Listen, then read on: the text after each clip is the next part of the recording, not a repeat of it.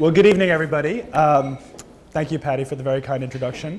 I'm going to first make a request, which is that you come a little closer, just so you can see the work, because the work is very fine and intense, and you want to have a good sense of what it looks like as we're talking. It's a great honor to be here with you tonight, Robert. Thank you. And I thought we could start by talking about the title of the show, which also perhaps connects to Salman Rushdie, the author. You may have noticed there's a quote of Salman Rushdie's on the wall there, and it perhaps provides a way into the topic of the exhibition. So maybe you'd like to start there. Okay. Well, I think that's appropriate because it's my subject. It's the premise to my subject. And there is a great question that the psalmist asks his creator God, and he says, "What is man that thou art mindful of him?" Now this is an intriguing question, and can never really be answered, possibly. But, you know, what is man that thou art mindful of him? And so what does this say about how important is the individual, the personality, the person, the human being? And so the importance of the individual, personality.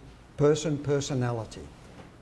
so when I saw the Salman Rushdie quote, it really extended that and expanded about person and the meaning of person and a person and the surrounding relationships that person enjoys, experiences. And each has their own interpretation. Each has their own relationship with the person. And so that's expansive again. So that really is my premise. And I wanted to build a new group of work with the new subject. And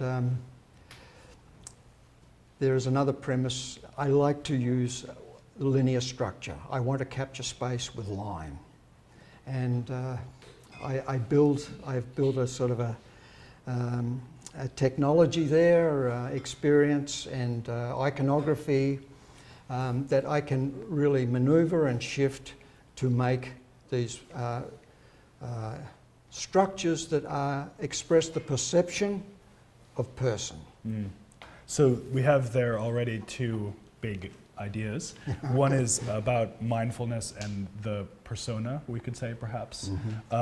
Jewelry, of course, being a fantastic subject for the inquiry of personality, because when one wears a piece of jewelry, and I see at least a few of you wearing Robert's pieces tonight, it gives this tremendous sense of character and commitment. And I always think that when somebody wears a piece of contemporary jewelry, whatever else they might be saying, they're saying something about commitment to their own style and also probably to the person that made the piece.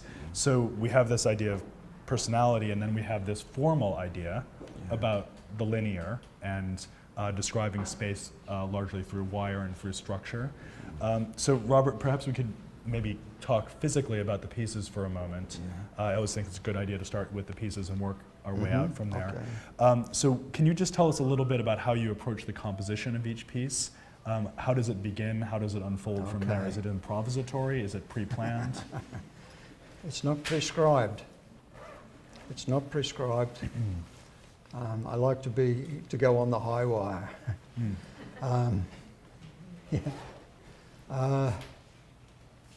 I want to express some facial meaning.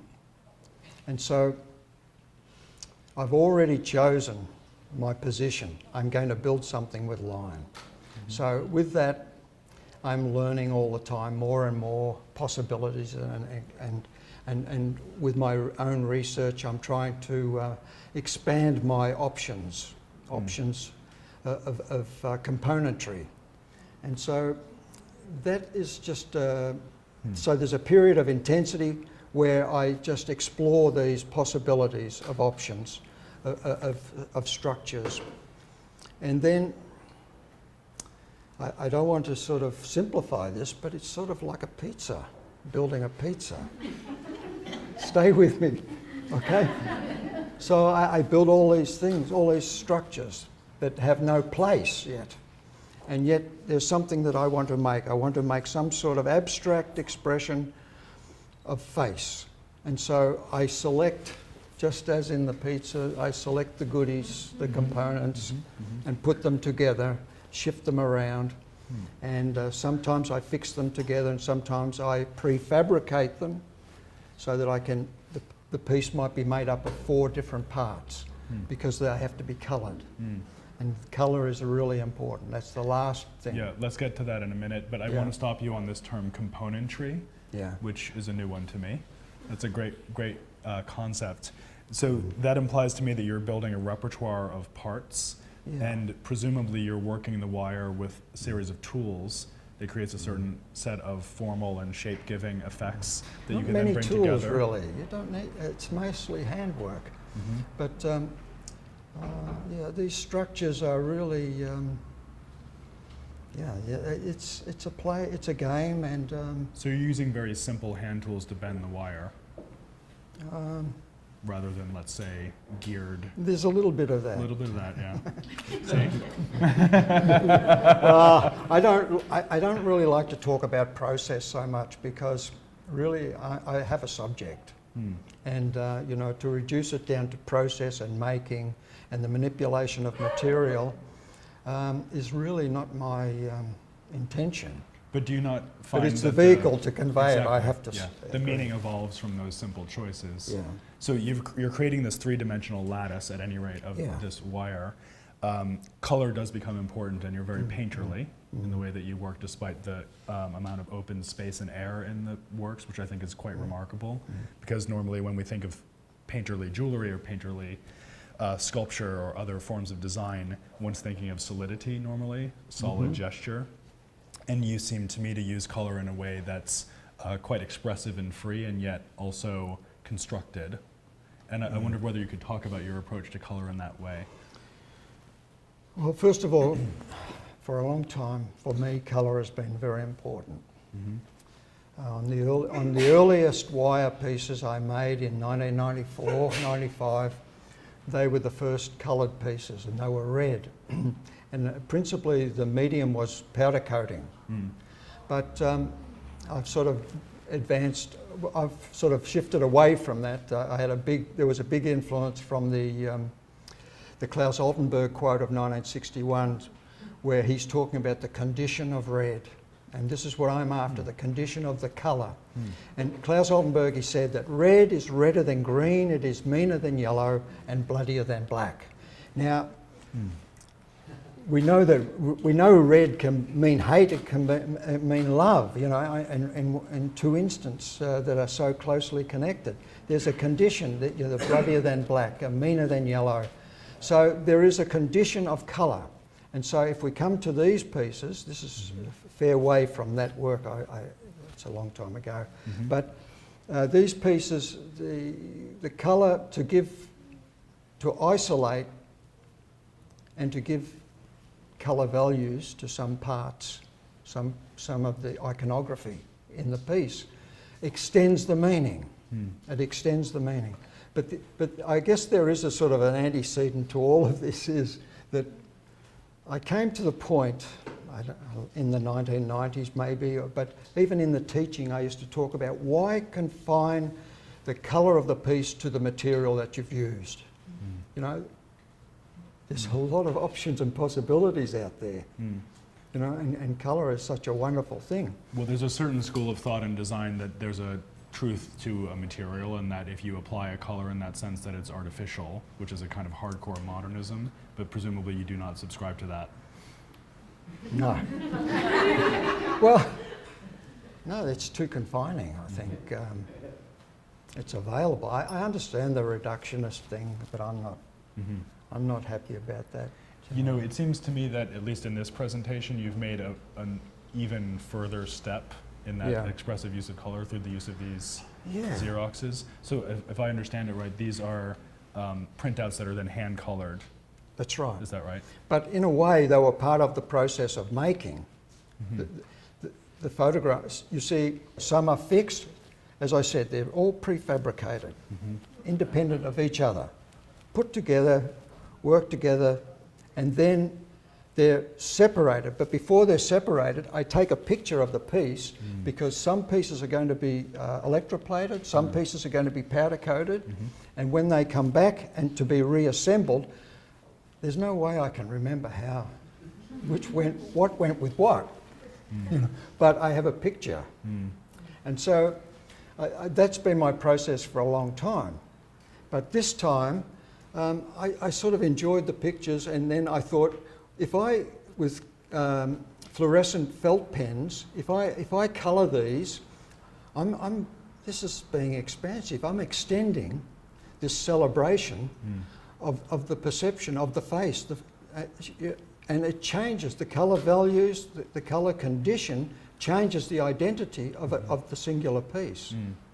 And this was quite an enjoyable celebratory activity. It was quite intense. And I have to recount this story to you, that when I came here on my Qantas flight, I ordered a Bloody Mary.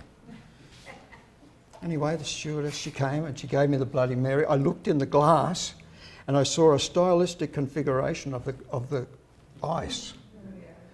And I thought, I looked at, and it wasn't Mary. I didn't see Mary, but I saw my Auntie Betty. So I have to stop doing this. Your Auntie Betty in a plastic cup. Yeah, it's gone a bit far, perhaps. Yeah, okay.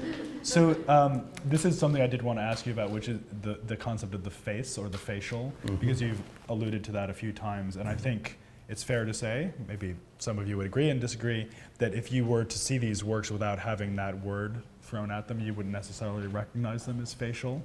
But once that affiliation or that association is made, it, at any rate for me, it makes me start thinking about other things. For example, it makes me think about African masks and the way that those often construct an impression of the face without being in the least naturalistic. So could you say a little bit about what the face means for you as a metaphor within these pieces, if metaphor is the right word? Well, it's very simple there. I just see them as various manifestations of person. And each has their own expression, their own personality. But this is not really immediately identified, as you've said. And because within the abstraction of that complexity of the linear structure, I guess first I want the viewer to just enjoy that complexity and that intricacy, that focus, because I think there is a wonder in complexity and fineness, and that's what I'm trying to pursue. I think human beings are drawn to these things, and so there is that just enjoyment of that network.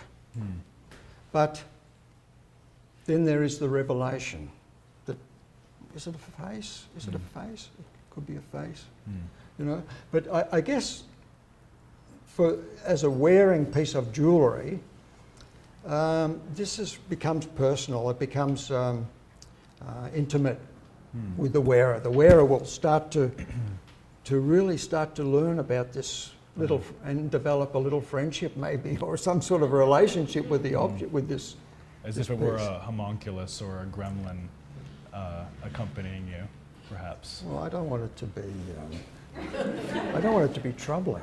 It has the potential to be, though, because I think they are, if I may say, they flirt with the concept of the magical, and I do feel like.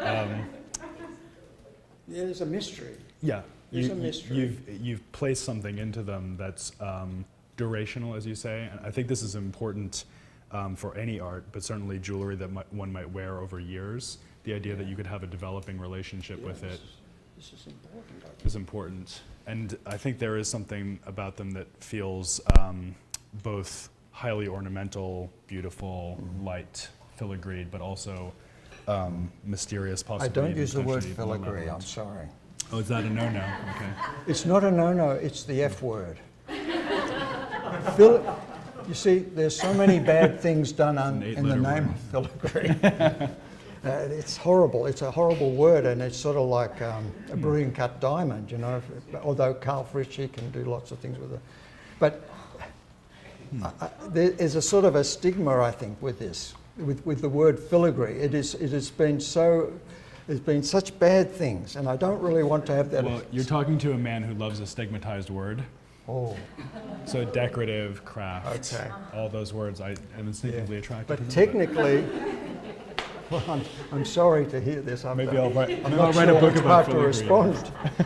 But you see, with filigree, there is that structure is built, and tension is implicit in that structure because it's principally wire frames, and then they spring components into it, and there is a tension there, and then they put the powder solder over it and solder it, fire it, and so there's that tension in it. For me, this is more like knitting. I'm sorry to disappoint you. It's putting things together. You know, and there's no tension. You should be careful though, because we may have some knitters here too, of rare ambition. But let's talk a little bit about history in your work. This has been a very important focus for you. In fact, I believe I'm right in saying you have an advanced degree in archaeometallurgy. An advanced degree. I have a PhD. Yes. So this was principally focused on Greek ancient jewelry. Is that correct? It was about historical jewellery and its contemporary relevance. And part of that historical jewellery was my exploration or investigation of mainly Greek and Etruscan gold in the first millennium BC. So what led you to that research? Well, when I was at art school, and there was a very good gold and silversmithing program, I was introduced to the subject of granulation. Now, this is It's a deep well we're going down. it's deep and Yeah. it's pretty rocky as you get down. But anyway, the thing is granulation, and I knew that I knew of pieces of Greek gold that had granulation, and so for my first trip overseas, I won't say what year that was, but it was to go to major institutions and see public collections where there was Greek and Etruscan gold. And so I examined many pieces, and then I'll sort of simplify this. Over the years, I was writing letters and asking to come to the Met and to look at some specific pieces that I was interested in. And then a curator from Greek and Roman by the name of Joan Mertens, she said, "Robert, you have to come a little bit longer than one day, coming to New York for one day for the appointment." Anyway, Joan was very helpful in supporting me in a fellowship, research fellowship there. And so then there was more intensity. It was a wonderful and unpredictable, unforeseen experience that I was given the facility of I could select anything from the Greek, Roman collection that was on the first visit, and we would I would select certain pieces, the most complex, and we would look at them through the SEM, and then I would make up the alloys, and then make copies using the known technology of the era.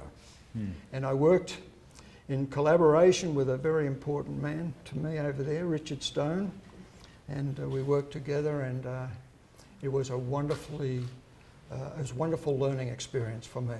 And so I got great insights into that. But in a way, the ancient jewellery thing doesn't really inform Well, I was going to my ask. contemporary work. It's more, we're looking at these things, the fakes come along the way, and there's a joining process.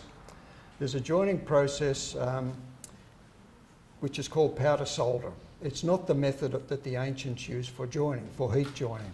And this powder solder, Cellini talks about in his treatise, so does Theophilus Presbyter. So this was no secret. But in the 19th century, these fakers were using 19th century technology to make ancient pieces, and that's why they were so flawed. They were flawed.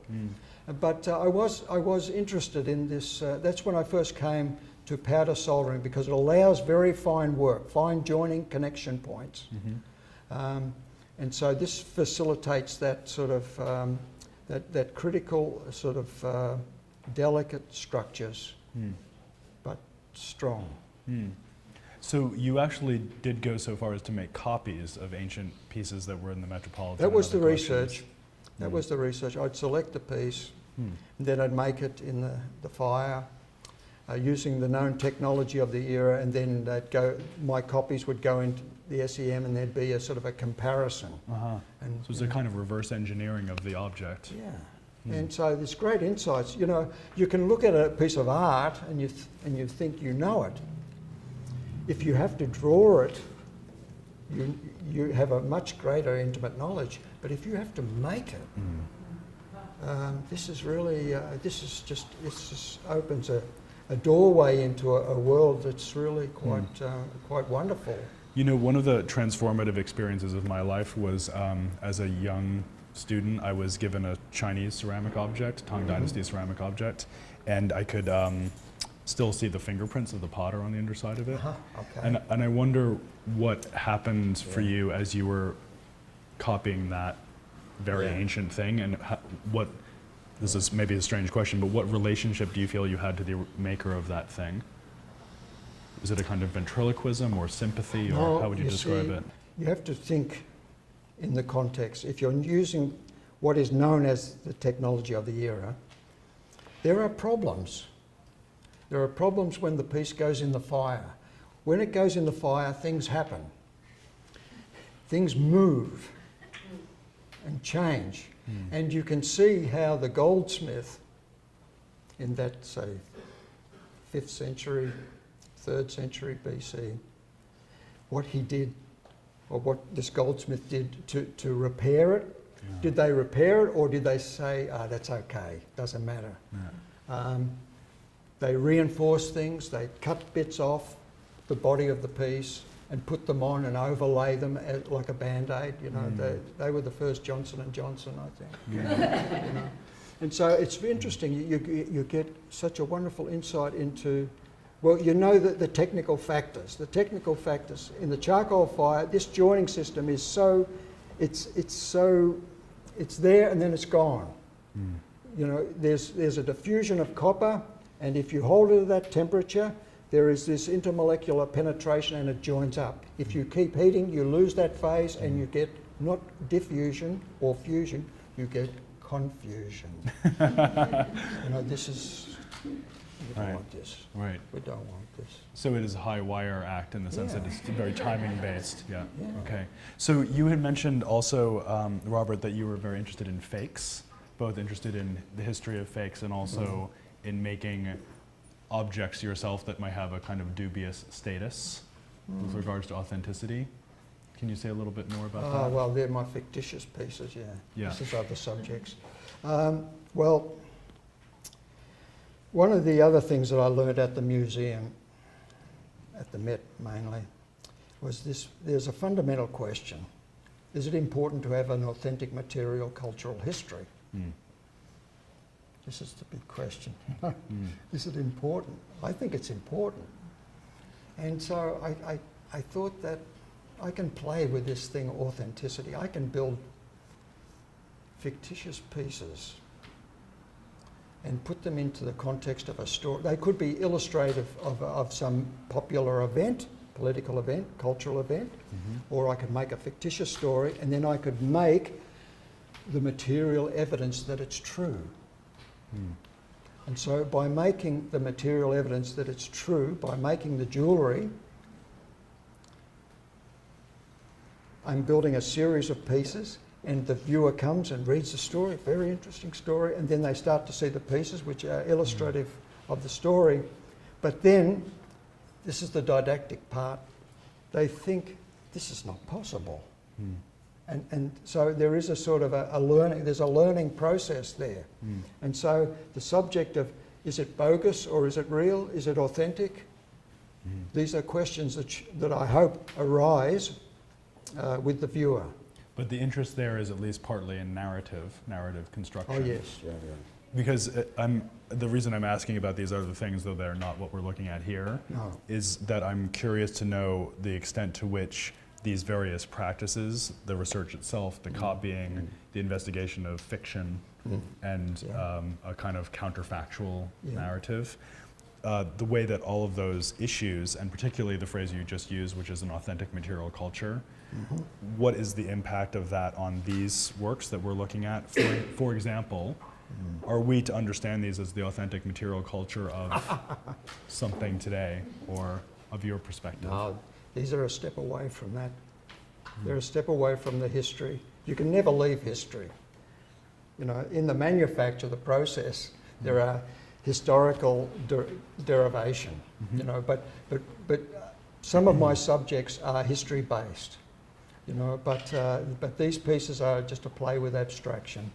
And no, you know, you can't make history pieces all the time, because then people put you in a little box, a history box, and then dismiss you off to Alaska or wherever it goes. Well, you prize your mobility, obviously. The mobility? Your mobility. Well, sitting in an aeroplane for 24 hours is there's not much jewellery. So that sounds like an opportunity to talk about being an Australian, but I won't take it. Instead, I want to ask... I use some Australian subjects. Yeah. I like that. But I do want to open it up to the audience in a moment, but I want to ask you one last question, which is about the word mindfulness, which gets us back to the Rushdie quote. So that is a very powerful word, to be mindful.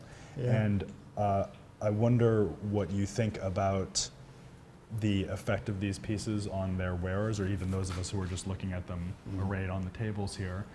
Are you encouraging a kind of mindfulness in your work? I know that they're not true.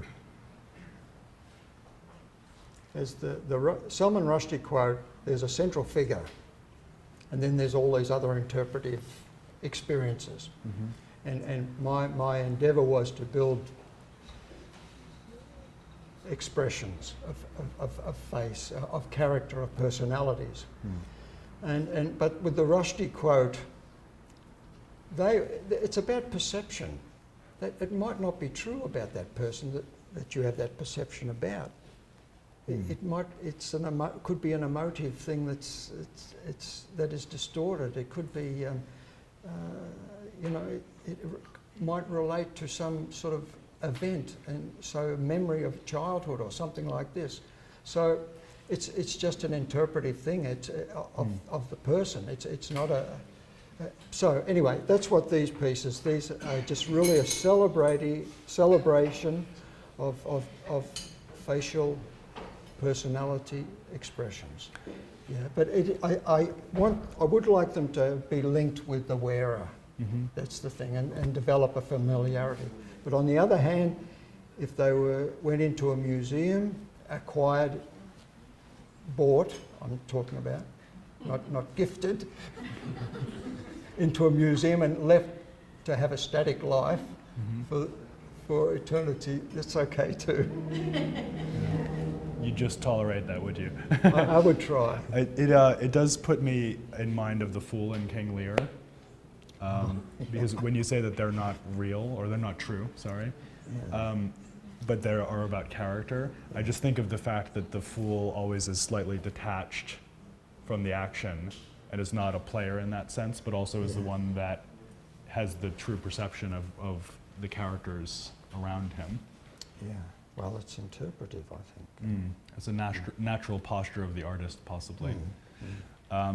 Okay, so let's have some questions from the audience, if there are any. Thank you very much for listening. Any questions and comments for Robert? Don't be shy. So many. Don't be shy. People are dumbfounded.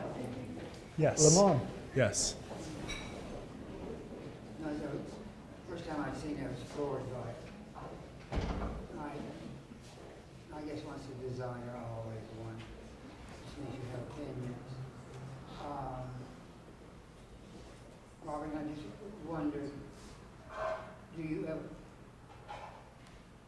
some people are designers, so you have lots of components so that you end up putting together. And sometimes it works and sometimes doesn't.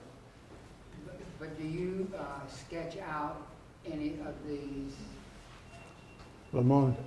as far as the shape or that type of thing? Or do you just make all these separate pieces and pray to God something's going to fit together? Yeah, prayer is a good one. Prayer is a good one. But Lamont, there's no prescription. I don't want to plan this out. No, that I understand. You know, but the thing is that if at first it doesn't work or you're not happy, you put that to the side, and it's, to use a cooking analogy, you put it on the back burner and let it simmer a little bit.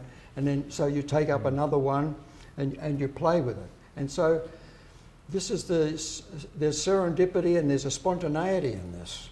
And so some things that work straight away, and then it's still not completely resolved, so that is put aside.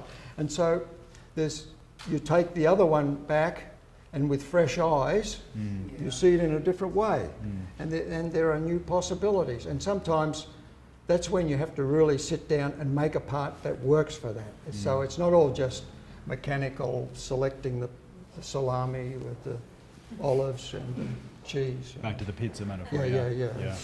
I love going to the studios of artists who work this way because there's a stratigraphy of the temporal quality of it is very interesting, because you have these pieces that have been made over a long period of time that could suddenly become relevant again. It's almost like a personal archive.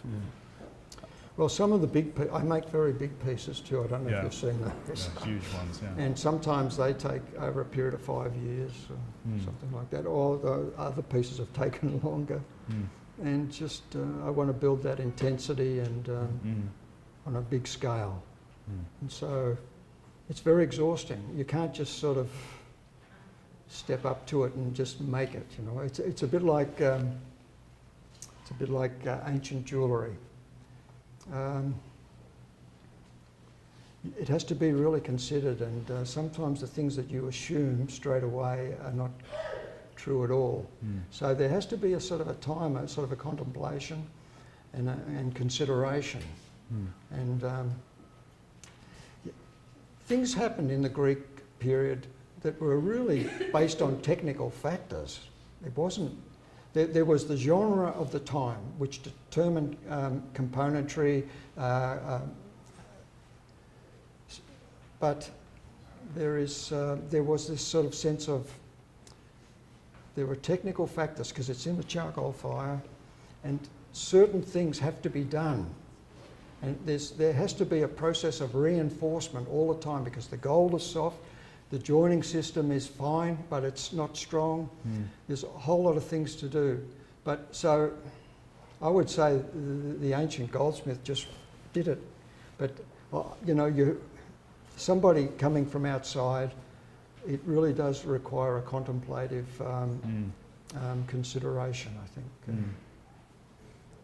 think. Other questions? Patty? Robert, someone asked me before. I'm interested in the stories. I'm interested in the cultural history of Australia. And there's this, I've used many times.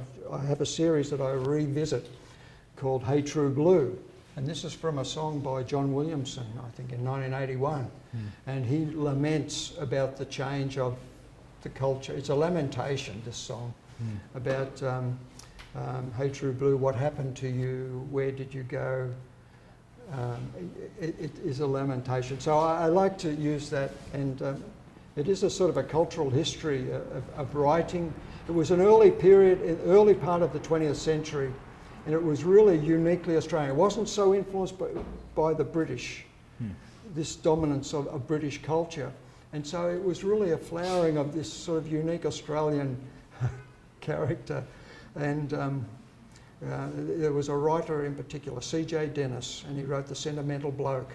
And this is a wonderful story. The language is so different and unique. You know, it might have some parallels with Cockney English, but it is a departure from the British influence. But it was a fragile flower, and I think it's gone now. But there may be something of a focus on individuality and independent-mindedness that sticks in the work from that thinking. That's one of the fundamentals of C.J. Dennis. Any last questions? last question, anyone? Well, thank you, Okay, Robert and Glenn. Robert, thank you so Okay. much. Thank you.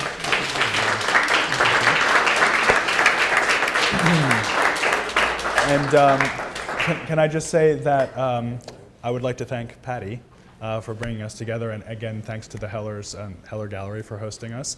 This has now become a kind of regular event, doing these talks here, and it's always a huge pleasure not only to bring together a group of friends, as we have tonight, but also to have the pleasure of an artist of this caliber and being able to have this direct access while surrounded by the work. It's a truly special experience. So thank you all very much. Thank you.